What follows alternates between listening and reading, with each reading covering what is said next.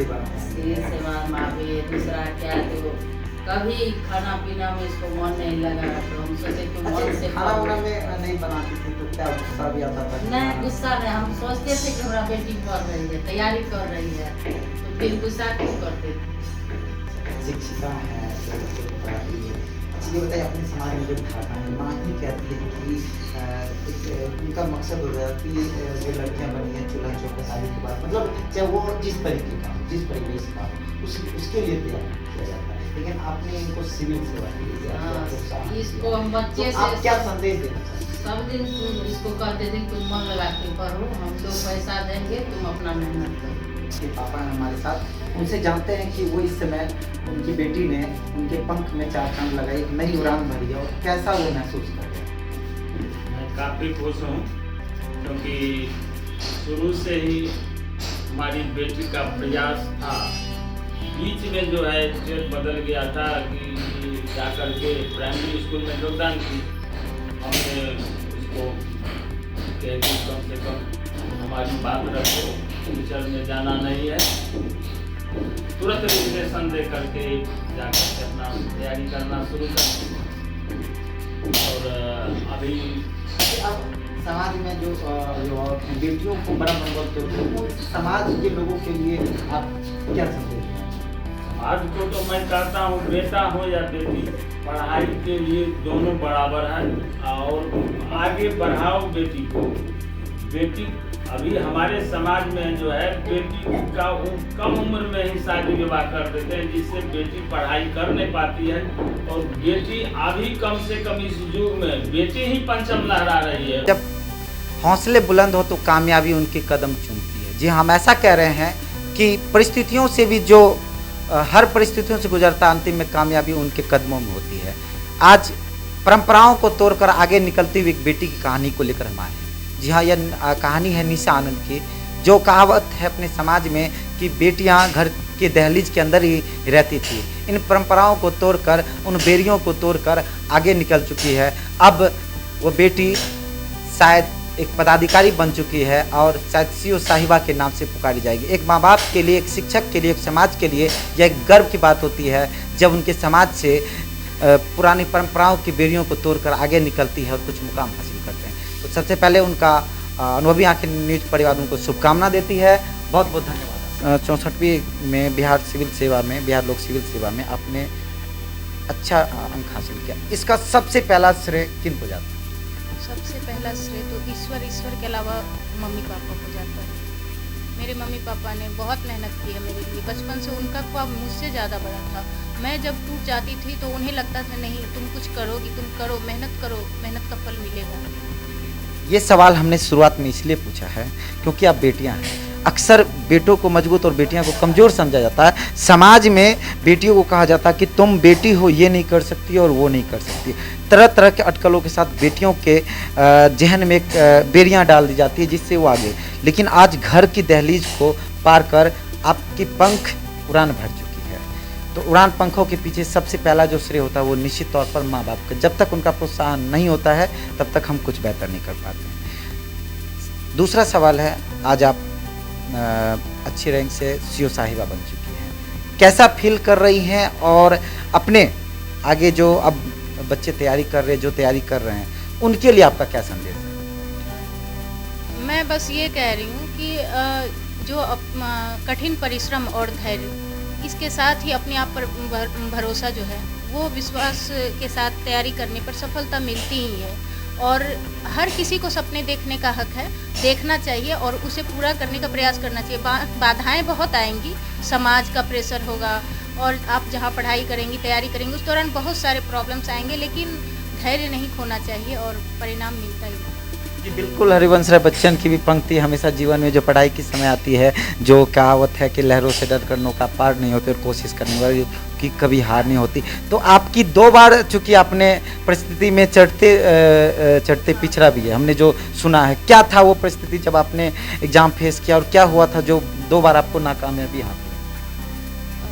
पहली बार तो मैं फर्स्ट टाइम मेंस दे रही थी तो एक्सपीरियंस की कमी होगी, इतना मुझे अनुभव नहीं था मेंस में कैसे आंसर राइटिंग करनी चाहिए, थोड़ी कमी रह गई। लेकिन जब मैं दूसरी बार दे रही थी तो उससे 15-20 दिन पहले मेरे घर में एक बहुत बड़ा हादसा हो गया था। मेरे बड़े भाई की डेथ हो गई थी, एक्सपायर हो गए थे, तो बहुत बड़ा जो घर में परेशान। सन्नाटा हो गया था। निश्चित तौर पर। और दूसरी बात, आप एक होता है कि मोटिवेशन, जब आप पढ़ाई के क्षेत्र में जाते हैं, कुछ बड़ा करना चाहते हैं, तो वहाँ पे अभिभावक के साथ एक मोटिवेशन होता है कि यू कैन डू इट, मतलब आप कर सकते हो। इसके दो शब्द हमें जो मालूम है, एक यू कैन डू इट, तुम कर सकते हो। तो यहाँ पे एनर्जी जो लेवल कम होता, यू कैन डू इट। तो ये सब जब आपके साथ आपके मित्रगण, मम्मी पापा या शिक्षक शिक्षिकाएँ करती थी, तो आप क्या फील करती थी उस समय? मुझे अपने पर भरोसा तो था, लेकिन जब मेरे पापा और मम्मी कहते थे, और मैं जब भाई के साथ रह के दिल्ली में तैयारी की हूँ, तो जब मैं रोती थी तो वो आते थे और बोलते थे तुम कर सकती हो, तुम करो, मेहनत करो, हम लोग तुम्हारे साथ हैं।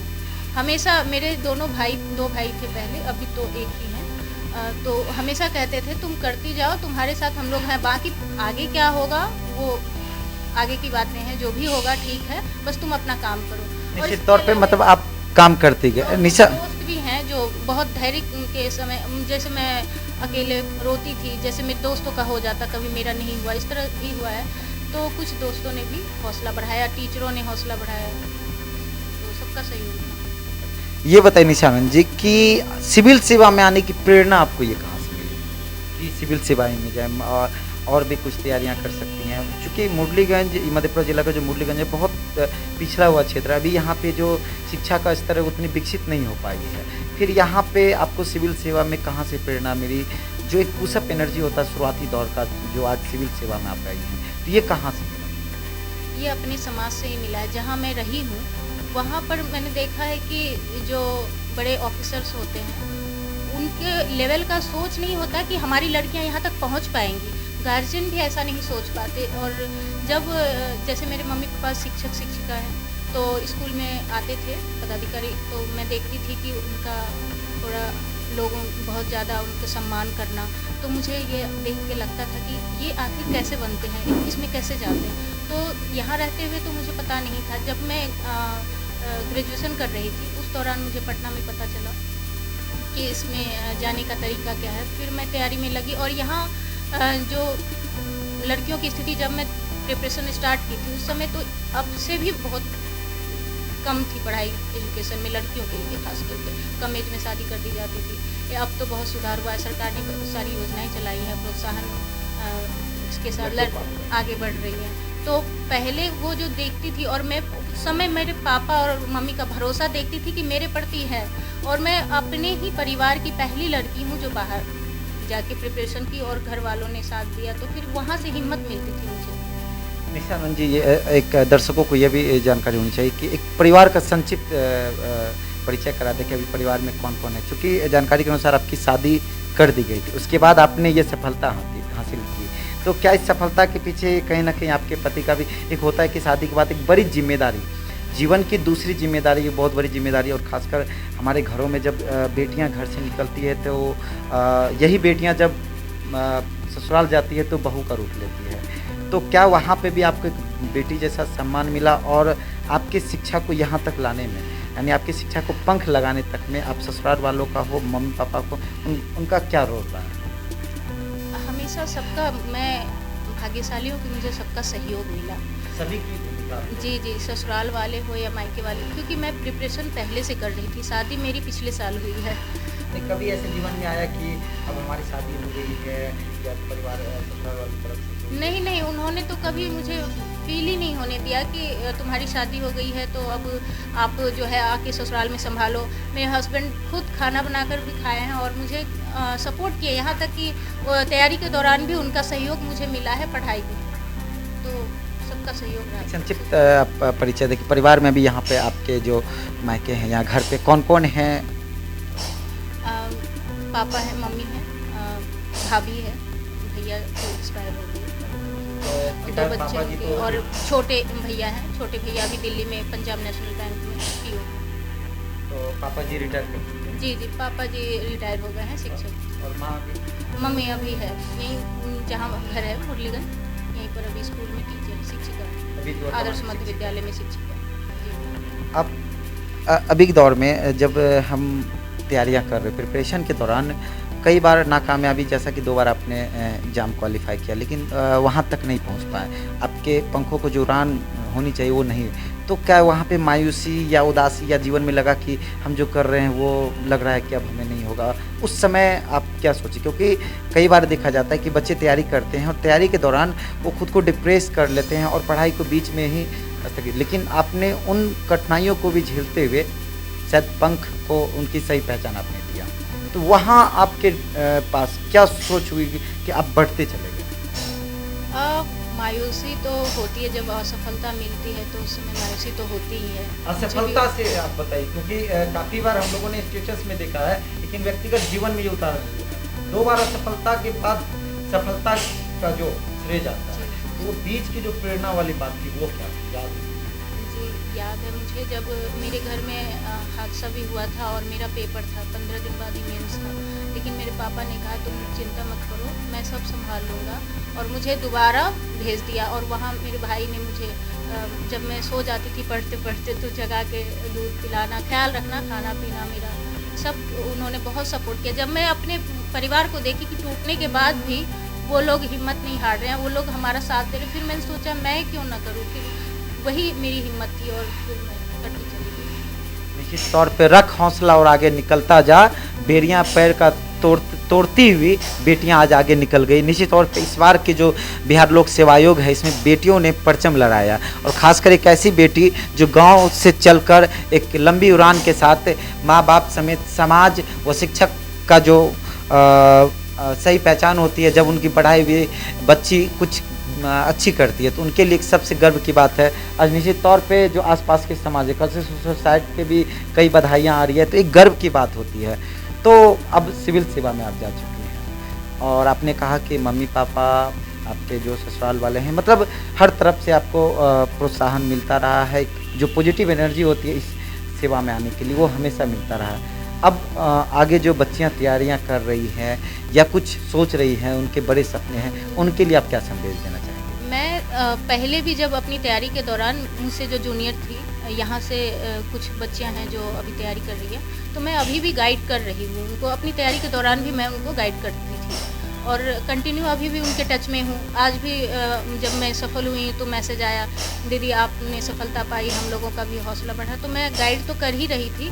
और अब क्योंकि मैं खुद अभी सेलेक्ट नहीं हुई थी, तो थोड़ा सा ये लगता था कि जब तक मैं नहीं होंगी तब तक जो वहाँ के उनके पेरेंट्स हैं या फिर समाज है, वो मेरी बातों को सुनेंगे नहीं। तो इसलिए अब मैं सेलेक्ट हुई, तो मैं यहाँ कहना चाहूँगी सभी पेरेंट्स से कि अपनी बेटियों पर भी भरोसा रखें और उनको भी बराबर का मौका दें। वे भी किसी से कम नहीं है और अगर उन्हें सपोर्ट मिलेगा तो वे आगे बढ़ेंगी, और मैं अपनी तरफ से जितनी कोशिश होगी मैं करूँगी कि आगे बढ़े, हेल्प करना चाहूँगी। तो कहने का मतलब थक कर ना हार बैठ मंजिल के मुसाफिर, मंजिल भी मिलेगा और मिलने का मज़ा भी आएगा, जो आज आपने साबित कर दिया है। अच्छा, आपकी प्रारंभिक शिक्षा दीक्षा कहाँ से हुई?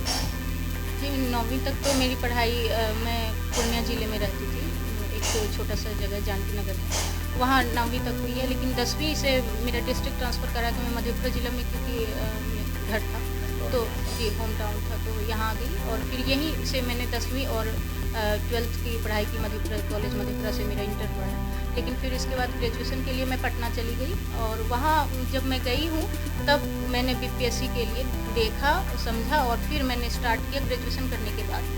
सोसाइटी के लिए आपका क्या संदेश है? क्योंकि एक समाज किसी भी चीज़ को आगे बढ़ाने में सबसे पहली भूमिका होती है। माँ बाप को भी ताना से आना पड़ता है, कभी ऐसी कुछ चीज़ें होती है, और ख़ासकर हमारा जो परिवेश है उसमें बेटियों को माँ बाप यदि बेहतर भी करवाना चाहती हैं तो समाज के विभिन्न तरह के ताने भी सुनने पड़ते हैं। तो यहाँ पर अब समाज को एक संदेश तो नहीं, लेकिन आज बेटियाँ हैं, चूँकि आप जब यहाँ से निकली होंगी तो बहुत सारी समस्याओं का भी सामना करना पड़ा होगा, तो क्या उनसे आप अपील करना चाहेंगे या क्या समझ? मैं अपील करना चाहूँगी कि शिक्षा के महत्व को समझें और अपने बच्चों को पंख को उड़ान दें और उनको सपोर्ट करें पढ़ाई में, चाहे वो लड़के हों या लड़कियां, सबको सपोर्ट करें और उनको आगे बढ़ने दें, क्योंकि शिक्षा से बढ़ के कुछ भी नहीं है। अगर वो शिक्षित होंगे तो आगे खुद सब कुछ संभाल सकते हैं और आगे परेशानी। बिहार अभी भी एजुकेशन में बहुत पिछड़ा हुआ है। कहावत है कि एक बेटी यदि शिक्षित होती है तो कई पीढ़ी शिक्षित होती है। मैं ये भी बताना चाहूँगी कि जब मैं तैयारी कर रही थी उस दौरान मैंने देखा कि मेरे जैसे बिहार में भी एक साउथ बिहार है, वो शिक्षा के मामले में ये अपनी नॉर्थ बिहार से आगे है। जी जी। तो मैं ये सोचती थी कि जब मैं सेलेक्ट होंगी, क्योंकि मेरी फ्रेंड सर्किल में जो थी लड़कियां इधर से नहीं थी, हमारे साइड से नहीं थी, तो मैं सोचती थी कि मैं जब बनूंगी तो उधर से भी मैं प्रेरणा का स्रोत बनूंगी कि हाँ इधर से भी हो। लेकिन अब बदल गई, परिस्थितियाँ बहुत बदली हैं, गार्जियन भी समझ रहे हैं और सरकार की तरफ से जो प्रोत्साहन मिल रहा है तो उसकी तरफ वो बहुत बढ़ा है। लेकिन मेरी तरफ से और प्रयास होगा कि और मैं भी इसमें अपना योगदान दूँ। अब आप सीओ साहिबा बन चुकी, आगे क्या इसको यहीं रोकना चाहेंगे या इससे और आगे जाना चाहेंगे? नहीं, मैंने अगला भी मेंस दे रखा है, वो भी मेरा अच्छा गया है। तो मैं अपनी कंटिन्यू प्रिपरेशन यूपीएससी के लिए कर रही थी। बीच में मैंने बीपीएससी में लगातार दिया तो मैं यूपीएससी बीच में ड्रॉप कर दी थी। तो अब मैं कंटिन्यू उसके लिए भी लगूंगी और बीपीएससी में भी मैंने दे रखा है तो आगे, क्योंकि इसमें बीपीएससी में मेरा स्टीम बनने का है। पुनः बहुत बहुत बधाई अनुभव यहाँ के परिवार की ओर से आपका और दर्शकों का। एक कहावत है, रख हौसला वो मंजर भी आएगा, कामयाबी भी मिलेगी और कामयाबी का पीछे जो हिस्सा होगा वो भी सामने आएगा। निश्चित तौर पे एक बड़ी कामयाबी हरिवंश राय बच्चन की वो पंक्ति भी हमने पहले ही कह डाली और लगातार घर की दहलीजों को पार कर माता पिता के बेहतर प्रयास और समाज के सकारात्मक सोच से आज बेटी ने परचम लहराया है। इस बार गर्व से ये कह सकते हैं कि आज हमारी बेटी घर की दहलीजों को पार कर एक मुकाम हासिल की है। निश्चित तौर पर यह एक माँ बाप के लिए गर्व की बात है और समाज के लिए भी गर्व की बात है। आज हमारे साथ खास इंटरव्यू में थी नई बीपीएससी की 64वीं बिहार लोक सेवा आयोग में उत्तीर्ण हुई निशा आनंद जी। और भी बात कराएंगे, फिलहाल इनका अनुभव यहाँ के न्यूज़ परिवार धन्यवाद देती है। फिलहाल जाइए मत और खबर के लिए बने रहिए।